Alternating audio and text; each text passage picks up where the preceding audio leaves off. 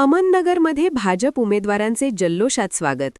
प्रभाग 4 मध्ये प्रचाराला जोरदार प्रतिसाद.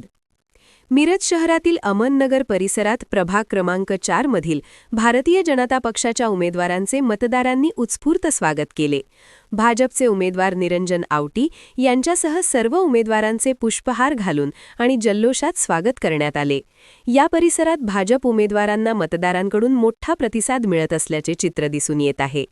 प्रभाग क्रमांक 4 मध्ये भाजपचे उमेदवार अपर्णा शेटे, विद्या नलवडे, मोहन वाटवे आणि निरंजन आवटी यांचा प्रचार सध्या जोमात सुरू आहे.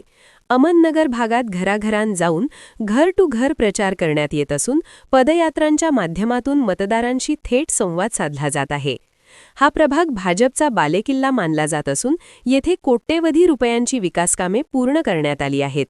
या विकासकामांच्या जोरावर नागरिकांमध्ये भाजपबद्दल सकारात्मक वातावरण निर्माण झाले आहे.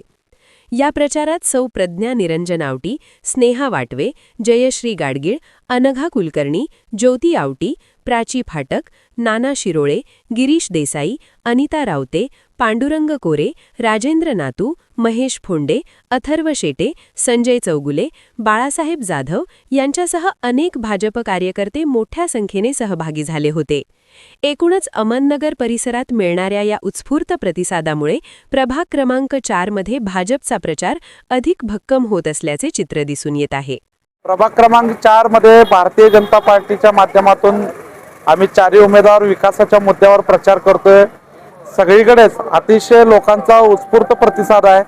गेले 5-10 वर्ष केलेल्या कामाचं फळ मिळालं असं मला वाटतंय, कारण की जेल त्या तिथं लोक अतिशय उत्साहानं स्वागत करतात. आज विशेष करून अहमदनगर भागामध्ये आम्ही प्रचार रॅली काढली आणि अतिशय म्हणजे आजपर्यंत केलेल्या प्रचाराचा सगळ्यात जास्त प्रतिसाद या ठिकाणी मला लाभला.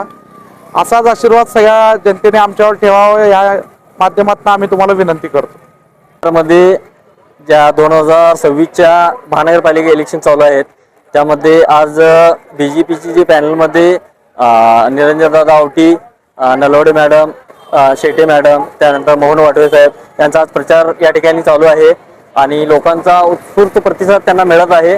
कारण त्यांनी केलेल्या कामाची ही पोचपावती आहे असं मी समजतो आणि आम्ही त्यांच्यासोबत कायमच राहू.